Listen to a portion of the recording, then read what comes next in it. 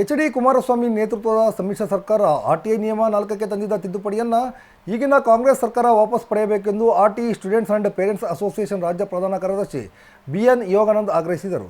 ಸುದ್ದಿಗೋಷ್ಠಿಯಲ್ಲಿ ಮಾತನಾಡಿದ ಅವರು, ಪ್ರತಿ ವರ್ಷ ಆರ್ಥಿಕವಾಗಿ ಹಿಂದುಳಿದ 1.50 ಲಕ್ಷ ಮಕ್ಕಳು ಪ್ರತಿಷ್ಠಿತ ಖಾಸಗಿ ಶಾಲೆಗಳಲ್ಲಿ ಆರ್ಟಿಐ ಅಡಿ ಪ್ರವೇಶ ಪಡೆದು ಉಚಿತವಾಗಿ ವ್ಯಾಸಂಗ ಮಾಡುತ್ತಿದ್ದರು. 2018ರಲ್ಲಿ ಅಂದಿನ ಸಿಎಂ ಆಗಿದ್ದ ಎಚ್.ಡಿ. ಕುಮಾರಸ್ವಾಮಿ ಖಾಸಗಿ ಶಾಲೆಗಳ ಒತ್ತಡಕ್ಕೆ ಮಣಿದು ಆರ್ಟಿಐ ನಿಯಮ 4ಕ್ಕೆ ತಿದ್ದುಪಡಿ ತಂದರು. ಬಳಿಕ ಆರ್ಟಿಐ ಅಡಿ ದಾಖಲಾತಿ ಕುಸಿತ ಕಂಡಿದೆ ಎಂದರು. ಈ ಕೂಡಲೇ ಸರ್ಕಾರ ತಿದ್ದುಪಡಿಯನ್ನು ಹಿಂಪಡೆದು ಮೂಲ ಆರ್ಟಿಐ ಕಾಯ್ದೆಯನ್ನು ಅನುಷ್ಠಾನಗೊಳಿಸಬೇಕೆಂದು ಮನವಿಯನ್ನು ಮಾಡಿದರು. ಸುದ್ದಿಗೋಷ್ಠಿಯಲ್ಲಿ ಅಸೋಸಿಯೇಷನ್ ಜಿಲ್ಲಾಧ್ಯಕ್ಷ ಅಣಬೇರು ಶಿವಮೂರ್ತಿ, ಕೆ. ಬಸವರಾಜಪ್ಪ ಇದ್ದರು.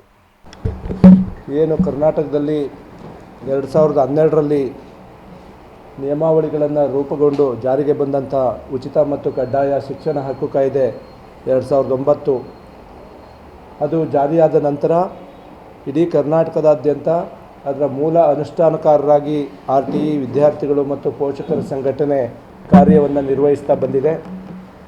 2012ರಿಂದ 2018ರವರೆಗೆ ಸುಮಾರು 6.5 ಲಕ್ಷ ಮಕ್ಕಳು ಈ ಕಾಯ್ದೆಯ ಫಲಾನುಭವಿಗಳಾಗಿದ್ದಾರೆ.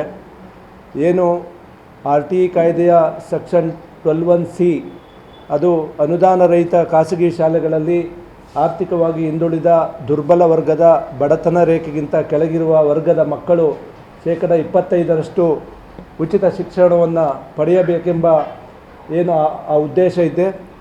ಆ ಉದ್ದೇಶ ನಮ್ಮ ಕರ್ನಾಟಕದಲ್ಲಿ ಅಡ್ಮಿಷನ್ನಲ್ಲಿ ಇಡೀ ಭಾರತ ದೇಶದಲ್ಲಿ ಭಾಳ ಪ್ರಥಮ ಸ್ಥಾನದಲ್ಲಿದೆ ಅಂತ ಹೇಳ್ಬೋದು. ಯಾಕೆ ಅಂತ ಹೇಳಿದರೆ ಪ್ರತಿ ವರ್ಷ ನಮ್ಮ ರಾಜ್ಯದಲ್ಲಿ 1,52,000ಕ್ಕೂ ಹೆಚ್ಚು ವಿದ್ಯಾರ್ಥಿಗಳನ್ನು ಈ ಖಾಸಗಿ ಶಾಲೆಗಳಿಗೆ ಆರ್ಟಿಐ ಅಡಿ ದಾಖಲಾತಿಯನ್ನು ಮಾಡ್ತಾ ಬಂದಿತ್ತು.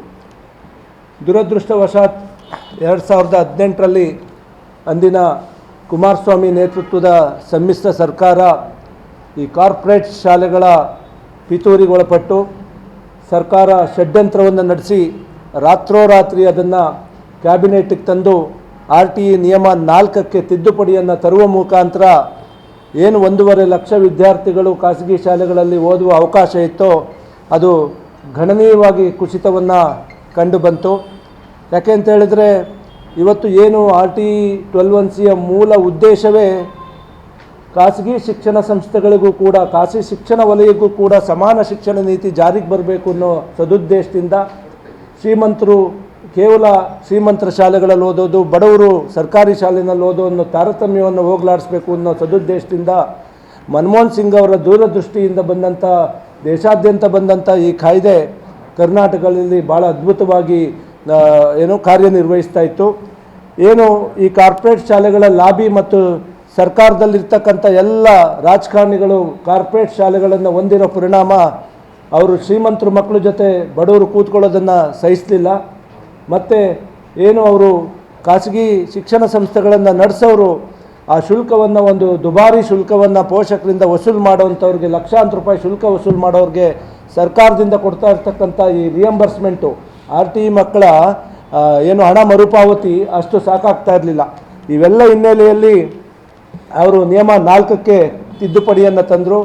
ನಿಯಮ 4ಕ್ಕೆ ತಿದ್ದುಪಡಿಯನ್ನು ತಂದರು ಅಂದರೆ ನಿಯಮ 4 ಯಾವುದೇ ಮಗು ತಾನು ವಾಸಿಸುವ ಸುತ್ತಮುತ್ತಲಿನ ನೆರೆಹೊರೆಯಲ್ಲಿ ಸರ್ಕಾರಿ ಅಥವಾ ಅನುದಾನಿತ ಶಾಲೆಗಳಿದ್ದಲ್ಲಿ ಅಂತಹ ಕಡೆ ಅನುದಾನ ರಹಿತ ಶಾಲೆಗಳನ್ನು ಆರ್ಟಿಐ ಕೆಳಗೆ ಗುರುತಿಸತಕ್ಕದ್ದಲ್ಲ.